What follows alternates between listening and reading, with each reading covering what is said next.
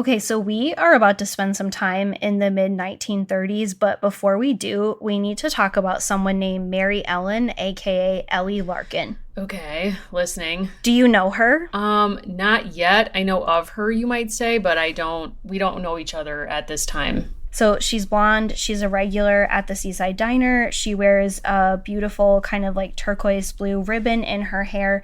There's been a lot of rumors. There's been a lot of talk on the internet about where she was January 6th.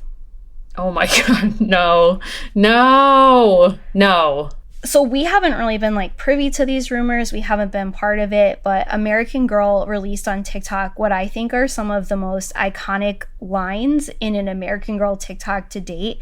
This is their opener in like a Mary Ellen, simulated voice. There's been a lot of rumors going on around me, so I want to reintroduce myself. Oh God. Here's what we learn, and we know American Girl has taught us a lot about pants. She says, I slay the pant game, girl boss behavior only. No. My dream is to be a rocket scientist, # women in STEM.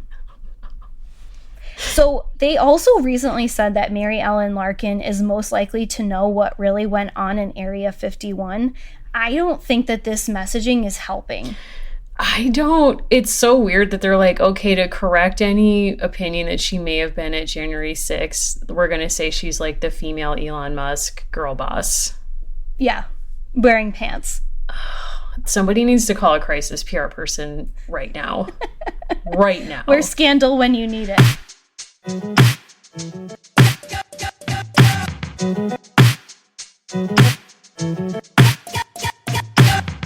Ooh. Oh my God. Welcome everyone to American Girls. This is the podcast where we're reliving the American Girl series book by book. I'm Mary. I'm still Allison. I'm not a Mary Ellen affiliate or a hater. Important. I'm neutral in all things Mary Ellen. Okay, I think that's wise. I mean, I have an aunt, Mary Ellen, like I'm pro Mary Ellen's, perhaps not that Mary Ellen being at January 6th. Like, I'm new to this rumor, so I'm genuinely stunned, but I do want to recommend that American Girl and or Mary Ellen and her team, let's say she has a team, reach out to her. Do you see that person on TikTok, Allison, that's like Molly B or something, and she's a crisis PR person? I don't, but I'm going to say this. If you're trying to dissuade people that your girl that you're putting out was not part of any of these kind of, counter movements, don't tie a red ribbon in her hair in your next photo shoot. That's tough. That's a tough one, but it's giving MAGA hat. Giving MAGA hat. There's not a lot we can do. It's like, this is not the time for that. I mean, frankly, it's never the time for that, but this is definitely not the time for that. But I want to say, like, can somebody please tag, if you know who I'm talking about on TikTok, Molly, what's her name? Because first of all, her name's Molly. That's in her favor. But people tag her in videos and she's like, okay, here's what I would recommend they do as like their crisis PR person. So she's analyzed like Olivia Wilde and the Don't Worry Darling of it all, Adam Levine because of his Instagram shadiness and everything that's gone on with that. And I love her because she'll literally be at her daughter's soccer game and she's like, I stepped away from the soccer game. My daughter's team is losing, so I'm taking a minute and I'm going to be like weighing in on Adam Levine. But I mean, that's who we need in this moment. Someone who's like, I don't care what's happening. I'm stepping in and here's what Mary Ellen would do. Like, I would love her 2 cents. All I can say is like, this is not the move. Like framing yourself as a girl boss, that would not be my crisis PR pivot. Just to be quite candid as well, and I promise we will be jumping back a decade so we can get into the Kit Kittredge of it all today. However, aligning yourself as wanting to be a rocket scientist, who created NASA? Nazis. Nazis were part of NASA. So I don't know that some of this counter messaging is doing what one would hope. Nope. I do believe after today was my first read, my first real true day with like Kit Kittredge canon, with like the first original material. We do have to talk about the kind of the context in which she lives, which is she's a 1930s girly invented for the year 2000. And that's significant because she lives in a pre-9/11, pre-TSA world in all senses. But some of us have not forgotten other things. No. And some of us are kind of giving like strange cultural reminders and throwing up red flags when we least expect. For a person who claims to not care about chronology, No. Mariah Carey seems to be giving history lessons at times that no one is asking. I'm just dying thinking Accepting. about it. Listen, I mean, Allison, if we needed a cultural ambassador, again, she doesn't acknowledge time, but she does value history, and that's a hard pivot, hard juxtaposition. She holds many truths. You know, if you haven't seen the video where she hard pivots to talking about 9/11, and she's like, so nobody wants to talk about 9/11, and literally audibly in the crowd, you hear people like, what? No, no, no, no, no, no. Well, you don't want to hear about 9/11. Huh? Nervous laughter. She's like, we're going to get into it. And then she kind of doesn't get into it. Somebody in the comments rightly said, this gives school assembly. This gives me writing an essay. This gives, like, I mean, basically it goes from like kind of a commemoration to sort of like an acknowledgement of herself, and then sort of an acknowledgement of women, question mark. And then she calls out Misty Copeland at one point. And again, if I was Misty, I'd be hiding in Radio City at that point. I would be like, I'm not here. Don't bring me into this. Then she comes, brings it all back around, and she's like, this is for all the lambs, and then performs Hero. It's like, I can't. She's like, I played a role in 9/11. And amazingly doesn't invoke glitter, which there's a famous interview in which she practically says glitter is the first casualty of 9/11 because it was released that week. Allison, what do you make of this? I have a question, which is, what does an elder Kit Kittredge, or what does Kit Kittredge's oldest daughter think of Mariah Carey? Are they only there for the big hair era? Do they stick with her through the Nick Cannon era? Like, when and where do you think she embraces a fandom, and when does she leave it? Because I do suspect that it's only a temporary thing. Like, I could see her kind of having a weird infatuation with the butterfly moment and then being like, I have to step away, like, in the home. Yeah, I think that's an important designation. I do think that when we're talking about dismantling histories of white supremacy, which, you know, the Mary Ellen of it all, like, Mary Ellen, I think, would be a fan of Mariah Carey until Butterfly. And then after that, she has to divest. I'm going to say Kit and her granddaughter and her children's children and the whole group. Like, I'm a pro Kit person. I'm coming up pro Kit. Just met her, into it. I think Kit and her loved ones would be with Mariah and appreciate the moment that is Butterfly. Like, again, speaking of history, we're dealing with the anniversary of the Butterfly album launch, which is celebrating her, you know, divestment from Tommy Mottola. Also, the anniversary of Velvet Rope by Janet Jackson. We're not getting into it, but like, these are two very, very important moments in music. Everyone, please put your lives on hold and go listen if you've not. But her Butterfly moment is like, it's liberatory, it's celebratory. She just released a cover of The Roof that she did as a duet with Brandy. Like, lots going on here, but I'm going to say Kit is pro Butterfly, and Mary Ellen, it sounds like from what you've described to me, because again, I didn't know about this press release, it sounds like she's like a pre-Butterfly Mariah fan, if you know what I'm saying. I do. I also think that there's a lot of possibility that, you know, in the wake of the Depression and after her inevitable wartime service, I do think that Kit is going to be radicalized further. There's a lot of discussion about her as a socialist, but I think in the home, like, something changes, right? Like, one of her grandsons gets a patent in Silicon Valley or something, and she's comfortable in a way that she's never been able to experience since being shuttled up to the attic. And so I think that's kind of how we get there. It's hard because with everything happening in, you know, this cultural moment, obviously there are so many other things going on, but like this hyper focus that Mariah has taken us back to 2000 into 2001, it's just made for us to rethink Kit Kittredge. Like, I honestly, like, I've never felt more prepared to be like back in that Y2K space. Whew. I am actually surprised because when this character came out, there must have been something within me that was like, I am just too old to engage this, when really I was only 13. So I'm actually pretty surprised that she was never on my radar. But I don't know if sort of like my confidence was shaken by Josefina, But I think Wow. that with this book, like Valerie Tripp is at her best. This is her zenith. This is her like pulling out all the stops. Like, this is someone who's learned all the tricks of the trade. She's firing on all cylinders. Like, this is her butterfly, if you will. Like, I was 14 when this came out. I was deep in my butterfly clip phase. American Girl temporarily in my rear view. But I missed her moment, if you will. Like, this is her firing on all cylinders, for better or worse. Like, she's, like not hitting the brakes on this. Like, she's driving. It's no brakes, no notes. She's doing this. I think for me, this was also right around the time that I got my first personal computer, like my own PC that I could actually work on. Yeah, so this would have been like right around that time. And I think my whole world was kind of shifting because I was a freshman in high school. So I think I was just really kind of starting to look in other directions. And I was reading very different kinds of things. And I do wish that I had read Kit as a younger person because I find her to be an absolute delight now.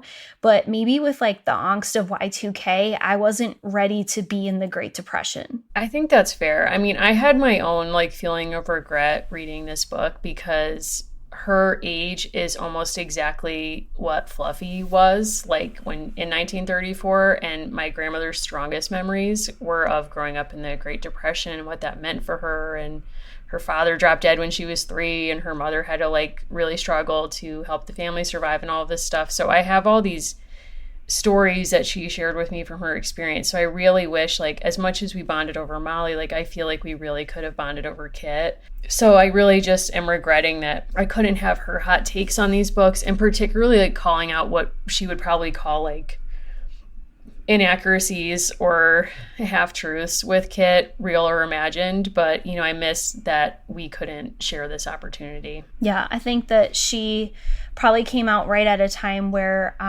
people's living connections to this era, right, were changing pretty drastically. So, like, the extent to which you could connect with someone who had grown up in this era, I think even then people were starting to romanticize, you hold on to a lot of things because you grew up in the Depression. Mm-hmm. And I think now we've had a linguistic shift because we've lived through so many intense or acute recessions and other kind of, panics or economic moments, that there's no longer that same cultural fixation on the Depression. But dare I say, like, do we just do this? Are we getting into Kit? Let's dive in. Like, I'm so pumped to be getting into these books finally. So many people have hyped them to us, and we can't stress enough we had not read them before preparing for today's conversation. So I'm so happy that we're finally here. And again, we've said it a few times, but these books came out between 2000 and 2001. We're lucky there's still a 6-book arc. And I'll give us, there's actually quite a few different summaries for the book, but I like this one the best. Kit Kittredge is a 9-year-old girl with a nose for news. But since most of the news is about the hard times of the Depression, Kit writes her own newspaper stories. She reports on the happenings at home, like the day Mother invites fussy Mrs. Howard and her son to stay with them. Kit is excited to have a boy her own age to play with, but Sterling causes Kit nothing but trouble. Then, when Dad loses his business because of the Depression, Mother gets a brainstorm that turns the Kittredge household upside down. If I may, where is Ruthie in this write-up? Because Ruthie is carrying this book. Ruthie is a significant figure in this book, and the fact that Sterling gets so much play when he's kind of absent for most of this is sort of a shock to me. Ruthie is like the voice of reason. Ruthie is like the conscience of this book. She has some of the funniest lines. She, of course, is a best friend who has been given the distinction of having a doll made of her, which, as we know, a lot of the friends, aka Sarah, in the Addie books, among others, do not get. This book has a very interesting opening spread, which is we get a total of 11 characters that have their own kind of little bios in the front. And I think that's way of Val saying, like, whatever your budget was for Josefina, it wasn't enough. No. Kick it up. I need more. I want more. I need more. And like these illustrations, honestly, I'm so relieved to be back in this space. They are stunning. They're beautiful. These are, I mean, guess what? We might be in a depression, but you wouldn't know it from these glamour shots. I'm just saying. No. Everyone here is like made up to a T. Sterling looks really put together. Even cranky Uncle Hendrik. I mean, showing up, showing out. I should say also, I am reading 2 different versions of this book at once. I have the Kit Storybook Collection, which is why I have 11 illustrations in my front. It was worth it, if only to see Will Shepherd, a young hobo from Texas who is befriended by Kit. Excuse me? We have not met him yet. I was going to say, I don't have 11. Oh no, I have the full spread that comes out I have the 2001 bound book that has all 6 stories together. And they're like, this is for fancy chicks who, like Kit, have only read about poor people in books, which is an iconic Kit Kittredge line. And you don't get the peek into the past. They're like, we're not going to depress you with that. Nah. We'll do one retrospective. It's just the stories all the way through with one mega illustrated section at the beginning. And we're kind of learning, again, I think this is something that I increasingly appreciate about the books. There's almost always something that's like up in the air about the family situation. Like in this case, you know, obviously we're going to learn a lot more about like the truth about Dad, that he's lost his job, which is like a great American trope of the era. But also the fact that like this household is not a strictly nuclear household in the sense of like Kit and her parents. And part of this is kind of a gradual unraveling of how Kit, and I think especially how her mother, imagined their domestic life to be, and then what it's going to actually look like for the next 2+ years. A great example of that is we learn early on that Kit has been given this kind of princess, beautiful pink bedroom, and she says, the room was a girl's dream, just not mine.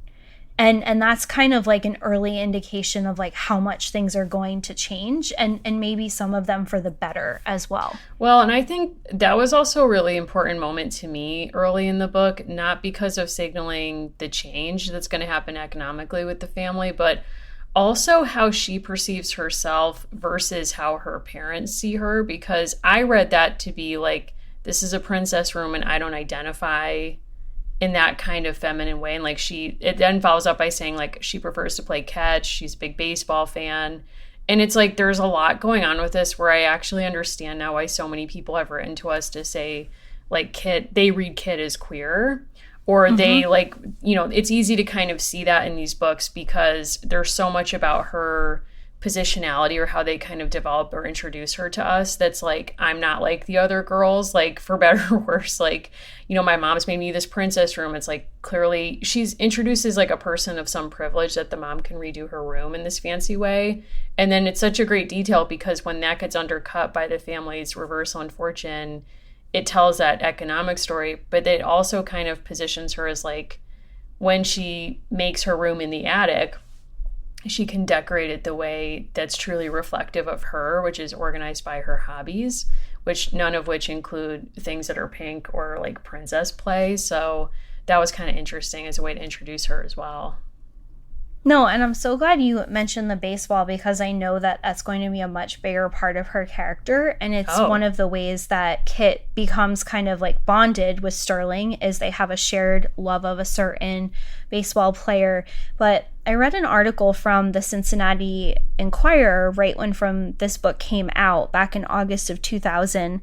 And they talk about how the previous American girls, including Josefina, Kirsten, Samantha, and Molly, they say, quote, were not assigned cities of residence at all. And they include Addie in that list, which is not exactly right because she lives in Philadelphia. She doesn't live in like some made up place, like she's from Philadelphia. But apparently as part of this process, Valerie Tripp went out of her way to pick a specific city. And she actually gave this reporter her list of all of the reasons why she picked Cincinnati because it fit all of this criteria. She had to have a city with, and this is a quote, a professional baseball team. Kit is interested in baseball. Ooh. Railroads. Kit meets a hobo. An organized depression relief effort. This is my favorite. Close proximity to Kentucky and West Virginia, so she could discuss the Depression's effect on the mining industry. What? Okay. Close proximity to the automotive industry. a large population that would provide boarding business.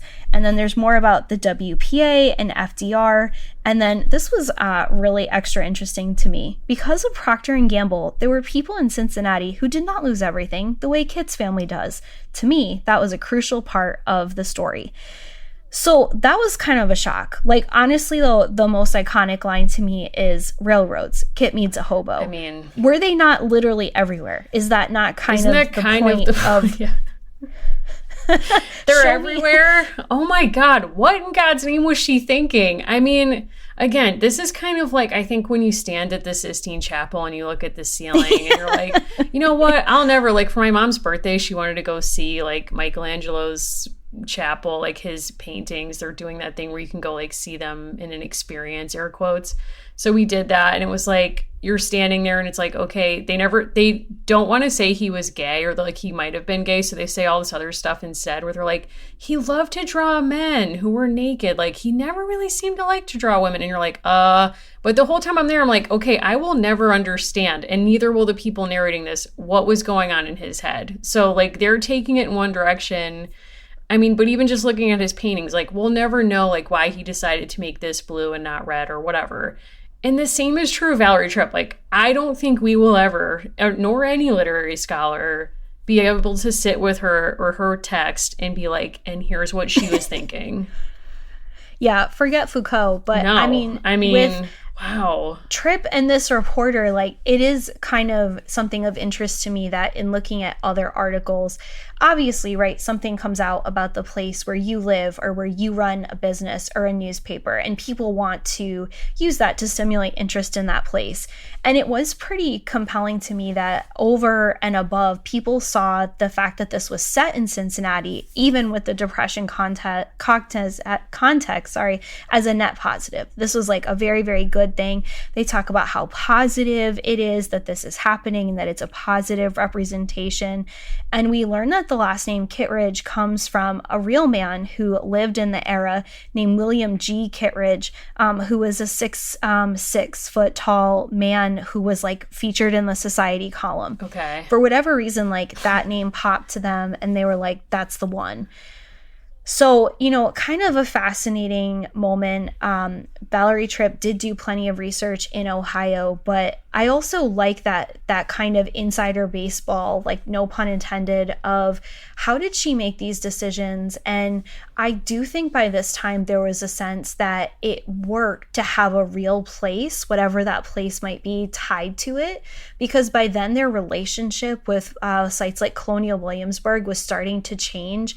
And even that is not real, right? That's not the same kind of real as like Cincinnati. Right. Yeah, exactly. Yeah, wow. I mean, I also wonder how much what came first? Like, I don't know what her accessories are. Like, I'm truly going in with no information, but I'm wondering if there was also some development behind the scenes where they're like, we would like these kinds of accessories. Can this inform the story in some way? And Val was like, no problem. Cincinnati, here we go. I think Kit is like an interesting, you know, character in that you can make a lot of analogs, like thinking about myself sitting at a personal computer in 2000. The way that we meet Kit is she's sitting at a typewriter. Mm-hmm. Her world is, you know, and folks have mentioned this with Molly, right? That Molly's world felt really foreign, but several people said to us, but she still had a phone that could ring in the house, right? Or there was a radio. Like she had things that weren't super far away. Josefina's life would feel really different and distant from a lot of people. And I think for Tripp, getting to write a story in the 1930s, there's a lot about Kit's life that I think still translates or stays relevant today. Like tree houses haven't gone away, being nosy, like trying to kind of like turn family gossip into like elevated newspaper stories, like that hasn't gone away. But I love the way we meet her, that she is banging away on the typewriter, and we learn that that becomes an indicator of her mood, like how fast or how hard she types. Yes. And we learn that she's not good at typing, but it doesn't stop her. Like she doesn't care. I love that. I mean, like you're saying, I think the introduction of this scene is something that so many people can map themselves onto. And I'm also amazed you had a personal computer in 2000, because I was still rocking on my family's joint desktop computer, which was a nightmare because Rick would start a flight simulator flight in real time and be like, no one can touch the computer for 22 hours. I'm flying to Sydney. And we all be like, oh my God. But, you know, like I did have a typewriter, which I know sounds bizarre, but like I had my mom's old typewriter from college. And I remember like performatively as a child being like, I'm typing, like I'm a writer, or I'm doing this important thing. And I just loved the sound of it. Like it was probably nonsense, whatever I was writing. And the sound of it annoyed my brothers no end. So it didn't last too long. But I love that we meet her where she's like in command of expressing herself and debating with Ruthie, like what they should write about, or they're actually debating like her room reno, and Ruthie is like, you're insane for wanting a like Robin Hood, more like Treehouse Robin Hood themed room and not the princess room that she actually got. So it's kind of a nice friendship moment too, where like your friend is like kind of like, you need to get real or like check yourself. Yeah, Ruthie is a yes and friend, but she's Yes. also not afraid to ask questions. So she's kind of like all in on the newspaper just because Kit is all in on the newspaper. And I love their conversation about whether they need to like diversify their segments and include weather.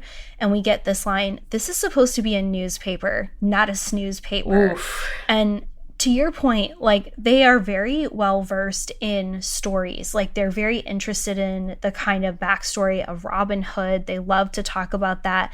And we learned that Kit has awareness or has read Nancy Drew and Dick Tracy stories, which is like very precocious for 9 Extremely. at that time. And I think they just kind of wanted to like shoehorn Nancy Drew in there.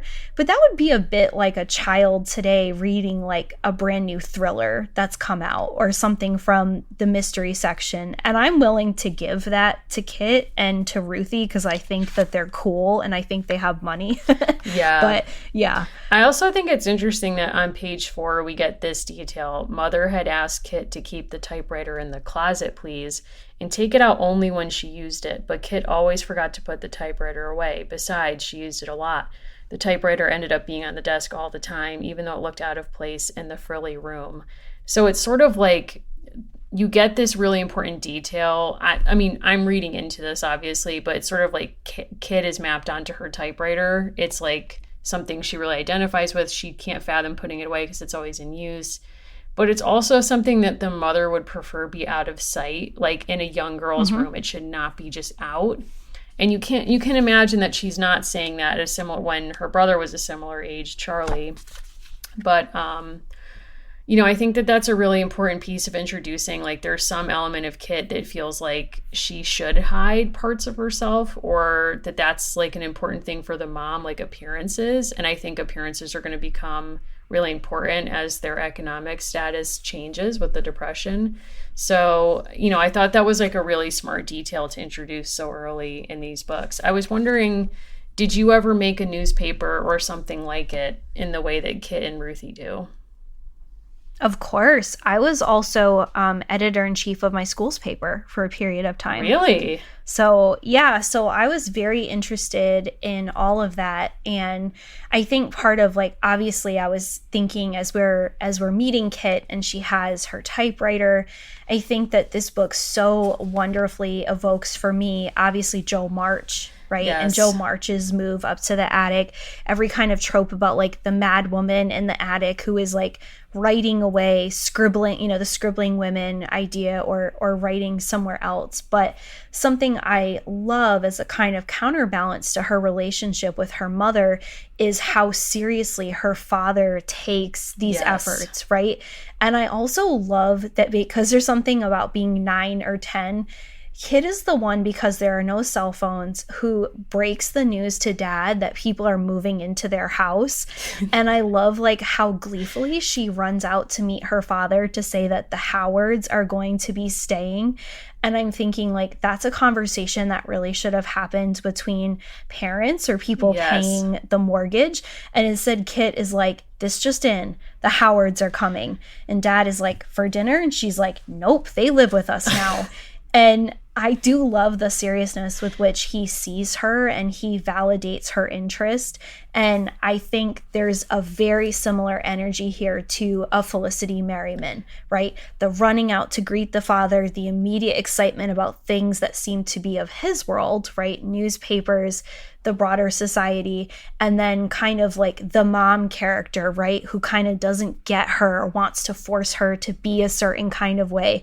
Like very much a Felicity dynamic all over again. Yeah, I think it's definitely a Felicity dynamic with the parents where you're sort of surprised that the dad is the one who's encouraging her to be more independent or spirited, I guess, as you would say in American Girl terms. But I also like tip of the hat to Val again on the way that she wrote that scene, because she allows the reader to understand based on your own positionality. Like if I read this as a child, I would be like totally with Kit and being like, I'm so excited to tell Dad this big news development in my newspaper. And then if you're an adult reading this, you're like, oh, wow. Like you can, like she describes how the dad's face kind of falls momentarily and then he kind of covers. Mm-hmm. So as an adult, you can read this scene in a completely different way, or like understand the higher level thing happening, which is like, wow, my wife should have told me this, not Kit. And as we then find out, he's sad because he knows that he's going to have to shut down his car dealership. He has not shared that with Kit by that point. So there's a lot of like what a child might know in that moment and simultaneously what an adult would get from that moment. And I think that's a really shows her talent at this kind of writing. We also learn, this is a very compact book. Some of these American Girl books were going past like 70 plus pages. This one is not. This is one of the shortest ones that we have read in a while. And over the course of these pages, we have this transformation in which her mother is entertaining people for garden club. We really get a good sense of their kind of privileged position, possibly in society. And there is this very quick switch from, redecorating Kit's room, presumably spending money. Everyone has what they need. And this is August, and there's a promise of Charlie going to college. Suddenly, within 50 to 60 pages, Dad doesn't own a dealership. He's paid out his workers. The people who had been staying with them as a courtesy and as a kind of luxury are now paying to stay there. They are boarders. They are really not in that much of a different situation. And Charlie is going to get a job. And Kit is suddenly aware of money for the first time in her life, which I think is very, very telling, because the stock market crash would have happened when she was like 6 to 7. Mm-hmm. And you are often not aware of things in the world. You might just be aware of your family. Her family has been protected and sheltered for 3 years, and now it is real, right? Like she's known that this thing is happening to other people, and now it's happening to her. And I think the exposition around all of that is handled really well. And I do think the mom and the dad are going to continue to be sort of foils for each other and kind of different perspectives on like keeping up appearances and how do you sort of go through this, because I don't think mom is gonna like give up so easily on garden club and stuff like that. I don't think she will either. And even as she's the one who's kind of really problem solving in that moment, where like it's interesting because we find out with Kit, and the way we find out is that Charlie tells her. And then she's at first upset because she's like, why didn't mom and dad tell me? Why did they tell you? And he's like, well, because I can't go to college. So dad was telling me to explain why I can't go to college. And then she's like, oh. And she has empathy for him in that moment. And I thought that was like, it shows some real maturity there. It's a very honest human moment. But then it's the mom who drives into overgear, basically, again, because of wanting the family to survive. But also, I think with an eye to appearances, like the dad immediately starts going off downtown in a suit, trying to get a job. And there's an illustration in the book of men who are out selling apples because that's what they've been reduced to get their family to survive. He's off camera, so to speak, in this book. He's looking for work. Meanwhile, we get visited by the mom's like horrific relative, Uncle Hendrik, who frankly is like not the person you want around during tough times, because he kind of shows up. He didn't like, they serve him iced tea and he's like, look, I'll be candid with you. Your mom would be furious. Your mom would be like so dejected if she'd seen what you were reduced to. Like, I told you and your husband not to start that car dealership. Like, could have told you this was going to happen. It's like, I told you so is the last thing you want to hear during a tough time. And that's all he offers her. And he's like, I'm not going to help you. Like, you got to figure this out. And then, what are you going to do? And the mom sort of like from nowhere is like, we're going to take in boarders. It's going to be fine. And the mom has thought it through, though. Yeah. Like, so, but because then after she presents it, it's like, I don't know, I just said it. But it's like, no, I think you kind of thought about that because she had all the details kind of ironed out in that moment. It seemed like, anyway. She has all different kinds of ideas of like people are going back to school. She's going to get nurses. She's going to like rearrange everyone. There are two things that I think also kind of give us as adult readers clues about that. Kit's very limited understanding of money as she discusses it with Ruthie is that her father like makes money at the car dealership, and some of that money is given to her mother to basically do all of the budgeting for the family. And I think that paired with the way that her relative reacts about the way that they've used money, I think that's what informs like one of the most interesting conversations, which happens on the last few pages of the book, where Kit is talking about sort of her love of Robin Hood stories. We learn that Kit is kind of ACAB, where she's like, I don't believe in like sheriffs. I don't like that. She talks about wrongful convictions with Dick Tracy. And then Kit says to her mother, if rich people had to give some of their money to the poor, it would make the depression better. And her mother says it would help, but I don't think it would end the depression. To which Kit says, what will? And from there, we then get a kind of laundry list of like different things that people can do or should do. But I also think there's like an internal tension within this book about, you know, like what it means to be poor in the United States. Like what are sort of the reasons that that happens? And I think it's very telling that in early discussions of Kit, Valerie Tripp like very much puts forward like this is an example of resilience, like an unexpected example of resilience. And she talks about how she wants people to read Kit about, you know, being a girl who lives in a changing world. These are her words, about being resourceful, mindful. And her early tagline is that she can weather hard times with grit and gratitude. Very recently, like this year, American Girl changed her sort of superlative to be most likely to be called Little Miss Sunshine. Like, wow. What a difference that is, though, actually, right? When you think of, like, for me, there's a huge distance between those. That is a huge distance. And, you know, I don't know. I mean, I don't know what to make of all of this. I think as I told you off air, like, my response reading this book initially was almost feeling guilty. Like by the time I got to the end of it, I was like, why do I feel so good when on paper everything is horrible for this family and things could seemingly just keep getting worse? Because at the end, it's like the emotion the book leaves you with, and one of the words on the last page is hope. The mom says among those laundry lists, like people have to make some changes, like be open to changes, but also stay hopeful. And I think that that's kind of her positionality in writing this book is like, no matter what happens, we're all moving forward. I'm going to keep it positive. And I don't know how to feel about that choice, except that like, obviously it makes sense for a kid's book. But yeah, I mean, it's a choice. Well, when we start, right, and when Kit learns that she's going to have to give up her bedroom because the Sterlings are moving in, right, we have like some sense of why the young boy Sterling is sick, but we don't really know. Like Kit is very much in her feelings of like, this is what's not fair, right, which is kind of a pretty expected reaction of a 9-year-old whose life has still been pretty comfortable up to this point. And I think rather than giving us sort of an artificial scenario, I think we're going to actually like build with Kit an understanding of what injustice is.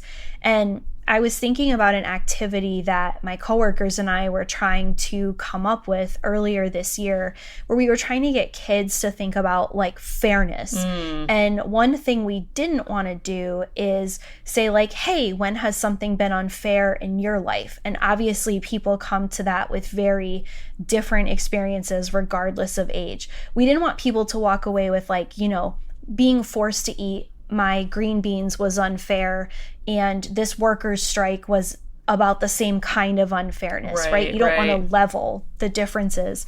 But I do think it's fascinating that in the actual time she would have lived, the bonus march on Washington, D.C. would have just happened. This is the same year as the kidnapping of the Lindbergh baby, and 1 in 4 people is unemployed. Like, stuff is getting real, and I think something realistic about this book is things are really just starting to come home in a very literal way, and that's when we're meeting Kit, and I think that's a good artistic choice for this series. I totally agree with that, and I also, to your point about the bonus army, I think it was really smart that we learned very early in the book that Kit's name comes from Pack Up Your Old Kit Bag. And her dad got that name for her because he used to sing that song when he served in World War I. And I think that that's a really, really smart reference point to kind of have us walk through these books with this guy and be like, okay, you served your country in World War I in a war that to this day, everyone is like, we're not entirely sure what started this or like why we were in this per se. Like, that was a hard war to sell. Yes, it was making the world safer, democracy, whatever that meant at that time. But when he returns and then he has like presumably a decade of like some measure of prosperity, maybe as like a white guy in the Midwest, don't know his like background otherwise. But, you know, maybe he's one of those people who's like, what did I fight in that war for? You know, like now that he's dealing with all of this hardship, like where's his head at? Yeah, and to that point, thinking about the fact that her brother is probably 17 or 18, the fact that he would have already been a married man, like a young married man probably, but young and married and had a baby at home during the war. And then somehow this memory of this song about a Kit is what inspires, you know, the naming of the daughter, who's like actually Margaret and is like not Kit at all. But yeah, to kind of think about his life trajectory and to think about like the continued explosion of newspapers in his time, there's something I really like about this character, that she's absorbing certain things about the world she lives in, right? That like frequent newspaper coverage of things is seen as important, and she's absorbed that. Also kind of a fun detail. So FDR is not president yet, but Roosevelt actually pays a visit to Ohio right at the time that this book is set. So I don't know that we're going to meet him over the course of the next book, but I do know that it was important to Valerie Tripp that she be able to get FDR stuff in there. And thinking about the summer and fall when this book came out, it was an election year. It was the year that George W. Bush was actually elected president. So, like, I think there's going to be some Democrat stuff that's going to come out. And I think Kit is going to be our sort of like childish, and I'm using that word deliberately, like voice of socialism and Robin Hoodism. And I think there's going to be a lot of like pro FDR stuff that's going to come out in the next few. Into that big time. That's my guess. That's my prediction. First of all, I just want to say that like the fact that her first name is actually Margaret makes me think that Val can't quit Molly, which is a common nickname for Margaret. And so she was like, okay, like I guess I can't do Molly 2.0, so I will like have this other nickname ready to role. But I love that detail. And I also just love that her making her newspaper is like a really central hobby or like thing that we should know about her, because it kind of builds in a storytelling benefit of obviously like we get things from her voice and her perspective in real time. But I also think that's very true of childhood, that you seek out things to process things that are going on around you. And it's kind of like cool to think about her as like a 1930s like zine maker. Like, you know, homemade magazines probably start in the 50s with fans of sci-fi, but it's cool to think about her as like an originator of that trend. And there's actually like historic examples of kids making newspapers even from around like 1900 in different archives. If you look up brothers called the Nelson Brothers in New Hampshire, there's a website we can share of their homemade magazines, and they just kind of document what's happening in their lives. But I think that this is such a really cool and special way of kind of like telling the story of a child in this period. So I really love that detail. Okay, folks, this letter is brought to you by the letter K for Kit Kittredge, as well as the people at HelloFresh. With HelloFresh, you get farm fresh, pre-portioned ingredients and seasonal recipes delivered right to your doorstep. This is why HelloFresh is America's #1 meal kit. It's fall, it's time to cozy up, save money, cook at home. It's a great time to experience delicious taste and unparalleled convenience that comes with HelloFresh. Cooking can be a snap with all of their pre-sorted, pre-portioned ingredients that are coming from the farm to your doorstep in less than 7 days. If you have a packed calendar this fall, the quick and easy meals like the 20-minute recipes, they make prep and everything else easy. So you're spending less time in the kitchen and more time doing things you love, like rereading books from your childhood. I am just not a person who enjoys spending any time in the grocery store. So for me, HelloFresh takes a lot of the guesswork, a lot of the hard work out of cooking, and just brings everything right to home where the heart is and the dolls are living.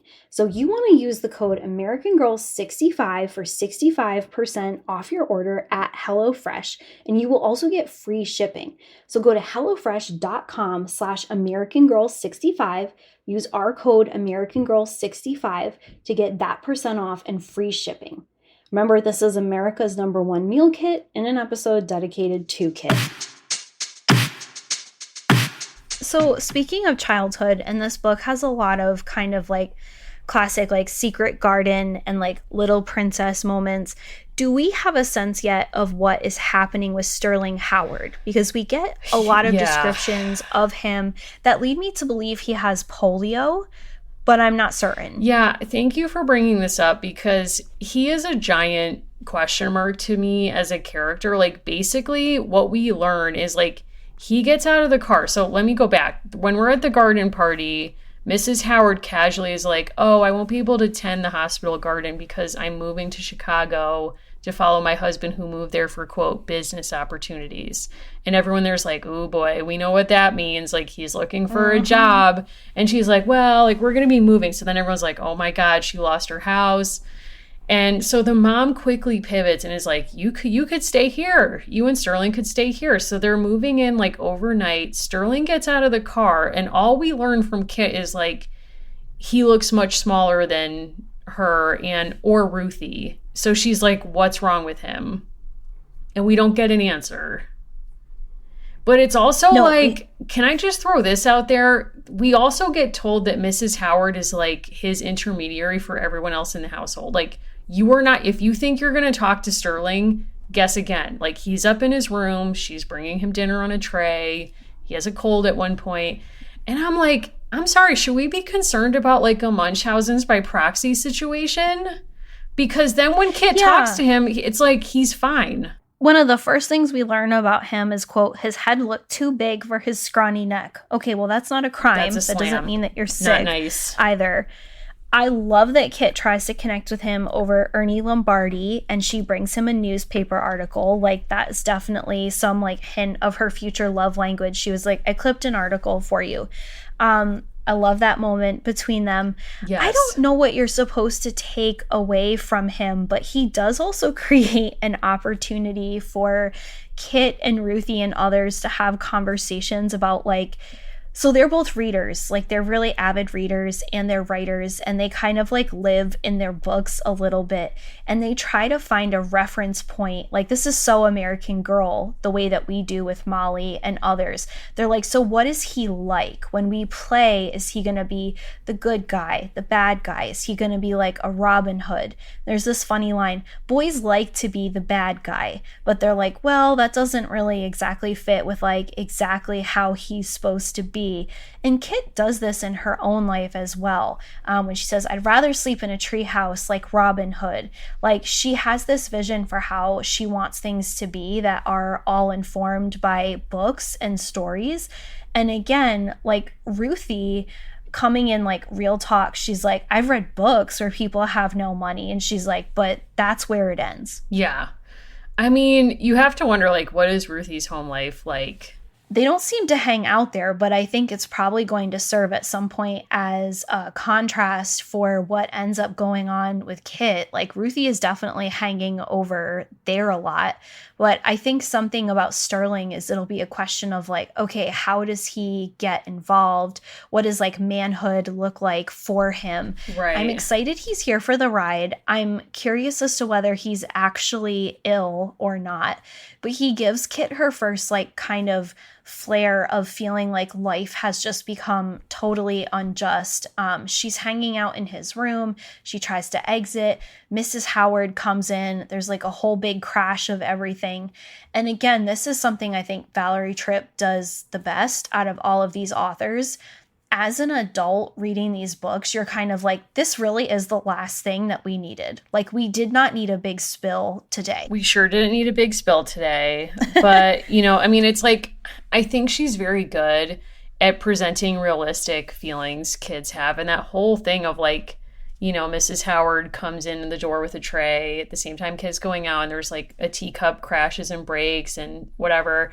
And that leads Kit to spiral into like an it's not fair total freak out, because basically she's like, the mom comes in and blames Kit, even though Mrs. Howard dropped the tray, and goes out of her way to make Mrs. Howard feel good. And then there's no follow up with Kit that's like, hey, accidents happen. Instead, she's like, Kit, like, this is your fault. Please be more careful, yada, yada, yada. And Kit's like literally taking to the page, writing down, this is not fair. And her brother finds it. Everybody's like seeing it. She's not subtle. And it's very human, but it's interesting that Sterling doesn't address that. But when she's up in the attic, kind of situating herself in her new reality, he comes up with the photo, the newspaper piece that she was rushing to show him that caused this whole crash. And he brings a thumbtack and is like, you could put this up on your wall. And then she proceeds to like decorate the room, like seemingly as she would want to. So it is like a nice moment of connection, but you're also like, Sterling, where are you in this? Like, who are you? I hope we get more from Sterling. I hope that no one is making him sick on purpose. I think I'm also scared. Just projected. I'm scared. I'm not scared. Like, I don't want to turn her into the new Tia Dolores if she doesn't deserve it, right. But like prove me wrong, I guess, Well, it's like, let him speak. Why can't we hear from him? Well, I think there's going to be a lot more people in the household very soon, and I think there's going to be more chaos for Kit to kind of contend with.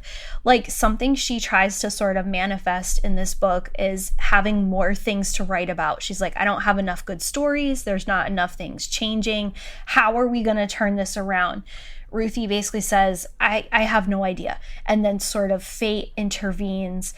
I do think something for us to kind of keep our thumb on over these next few books is, I would say, like, this deep-seated fear that's driving the narrative, which is like, what if they become poor? Right. And the fact that I think that genuinely is something that they are afraid of, that it's an unknown, they don't know how they would deal with it. And I one thing I do know is like Ruthie and Kit are going to learn more about the truth of the circumstances that the family is actually in. And I'm intrigued how this family will deal with those financial conversations, because I find it hard to believe that mom didn't know stuff was going sideways and yet nonetheless invited the Howards to stay. Yeah, I mean, her surprise at this moment is really the biggest question mark, because as you're saying, if she's receiving money and in charge of all household expenses, I think the area of surprise is we learned that the dad not only wasn't making money at the dealership, but he was spending down their savings so he didn't have to lay anyone off. So he's paying everyone's wages until he decided to just close the dealership. So it could be possible that he's giving her money per usual and she is not aware that he's spending down the savings, because perhaps in this period, women couldn't, own a bank account, open a bank account on their own. And like my grandmother used to tell me that she used to just have to blindly sign checks, and my grandfather would deposit them. So it's possible maybe she didn't know that the savings were gone, and that's kind of where the information breakdown happened, but I don't know. No, this book wants us to know that car sales were sky high in the 1920s, that they obviously went down in the 1930s. They give us some backstory on like why so many men were selling apples. That was very interesting. This is not a pro-Hoover book, and we will discuss that later at another time. This is like an aggressively anti-Hoover book. But I think that the way that poverty is described in the back is like very much a reflection of 1990s and particularly like Clinton policy. There is a line towards the end where it says, many people had nowhere to turn for help and were deeply ashamed to go on relief or to accept free meals in soup kitchens run by charities.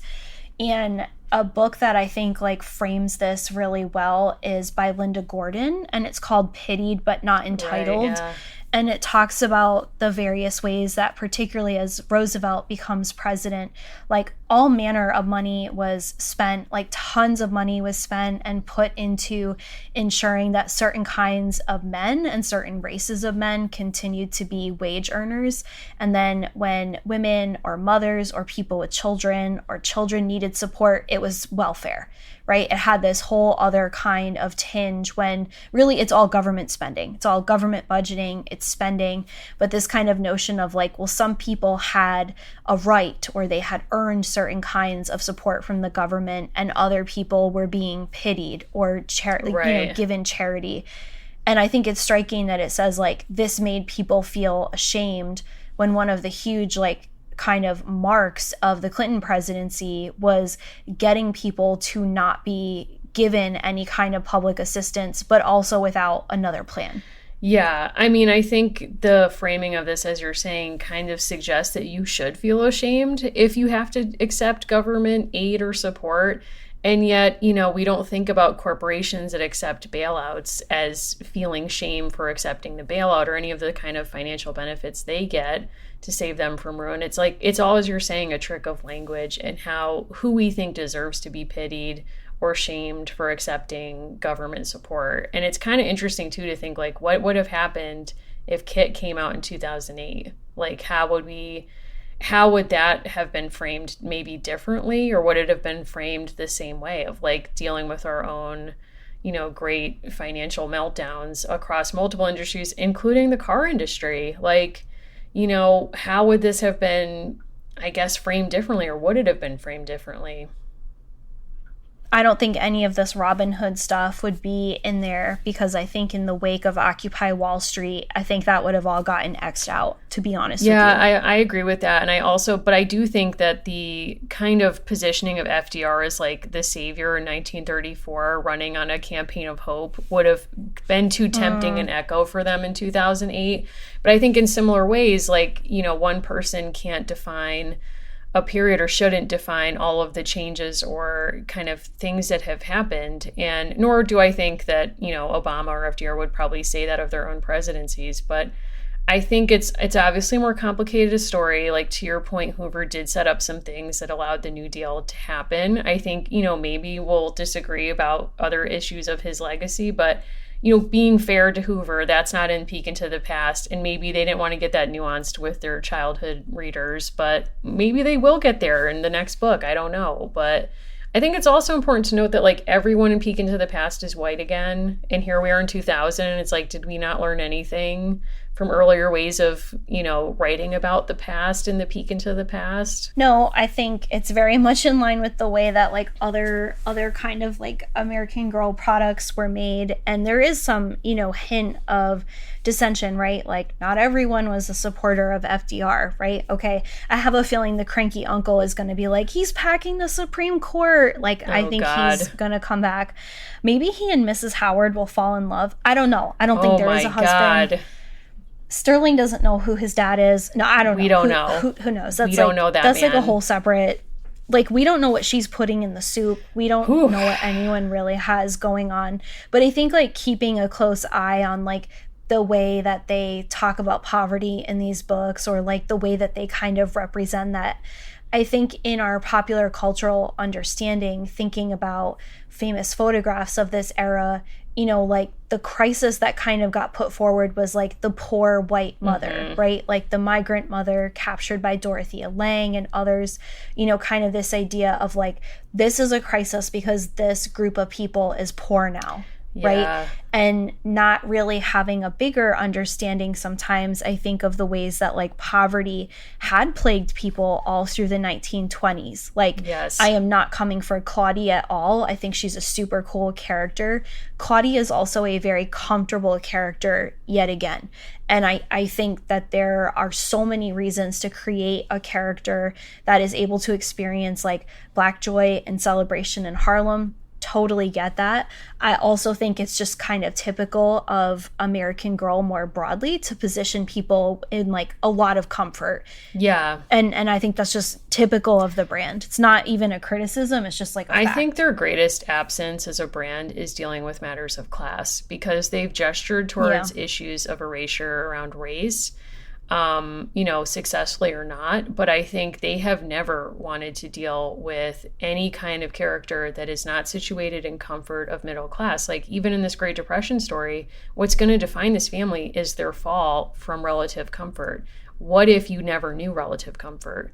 What if you were part of a structural inequity that had you be a part of a generation of generations in a family that had never been middle class? Like, what would that story look like? What if this was a Dust Bowl story? What if this was set somewhere else? Like, there's so many questions or what ifs we could ask.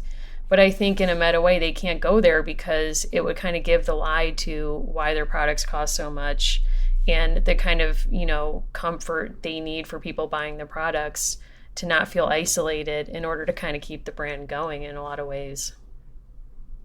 I'll say too, if people are interested, going back over a year ago, we were on the podcast Girls Like Us, and we talked about Christmas After All, the Great Depression diary of Minnie Swift, which is set in Indiana, but is set in the same year as this book, just a few months later at Christmas time, and is, I will say, like a very bizarre window choice into the Depression and what would have happened approximately 4 months after this. But I kind of recommend it because it's a very similar Midwest story and like a truly very strange choice in how one chooses to like drill down into the Depression.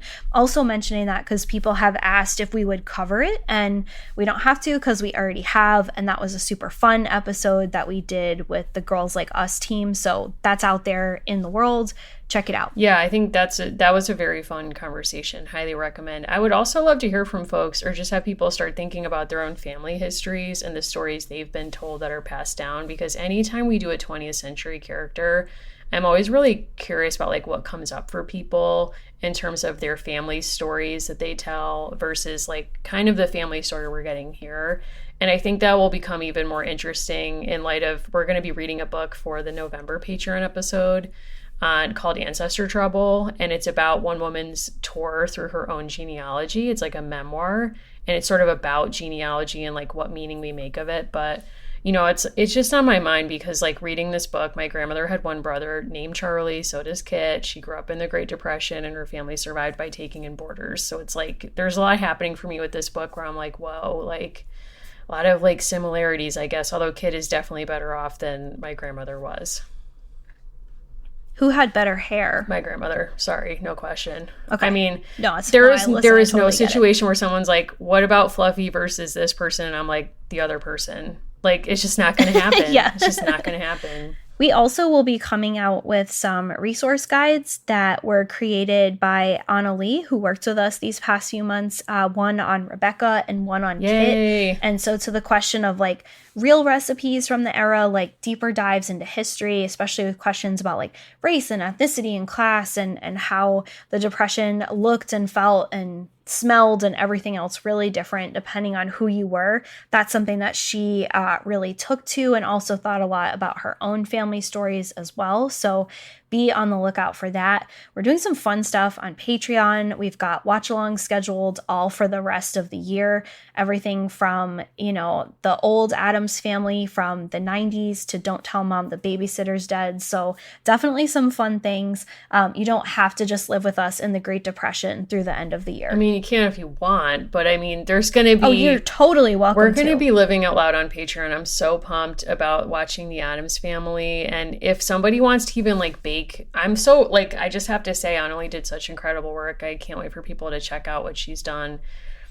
And, maybe I'll try some recipes while we watch the Addams Family. If people want to make some and share them on Discord, I could be convinced to be part of that. So, it's a really fun community on Discord if you've not been. Like, we talk about pop culture, we talk about all kinds of stuff. And, it's cool to be part of this community. And if people want to find you directly, where should they do that? Please feel free to message me on Instagram at Mimi Mahoney or Twitter at Mary Mahoney123. Instagram is where you're more likely to see what I'm up to. I posted the other day that I watched kind of out of like pity, you might say, Anna got her booster and I agreed to watch the extended version of Lord of the Rings, which I've never seen any of them. So that happened. I just shared that and I was amazed by people's like very different responses to how they feel about that franchise. So that was interesting.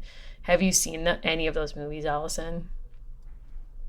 Mary, you know I have seen them all multiple times and sometimes in a row. Okay, wow. I'm just like sitting with that news and with like everything I saw in that movie. So, feel free to contact me. And if you want to talk about Funny Girl, if you want to talk about any of Allison's not so fave movies, where might people find you? So I'm at Allison Horrocks, just first and last name on Twitter and Instagram. You want to talk about any of the true crime happenings that have been going on, there are many. Any of those types of things, you can find me there. You can also follow the show, American Girls Pod or A Girls Pod on Twitter, as it were. And we love to hear from you. We even have a hotline. So look us up, give us a call, and just be in touch. And Adnan is free. How do you feel? Do you want to make a statement about that? So I don't have any kind of formal statement, but I think it's fascinating, Serial kind of, which started so many other podcasts, including like my real deep interest in podcast, it got so many things, it did so many things right, but now in retrospect, it got so many things wrong. And so if you haven't kind of touched any of that material in a while, Adnan Syed was released from prison on the same day that the Queen's funeral took place. So yeah, you could say I've been busy. Wow. Lots of juxtapositions, lots happening. But yeah, so if people want to get into it with you, they should be in touch. But, lots of conversations happening. We'll keep having them on this show. We're so happy all of you are with us for this Kit journey, and we will see you on our next episode.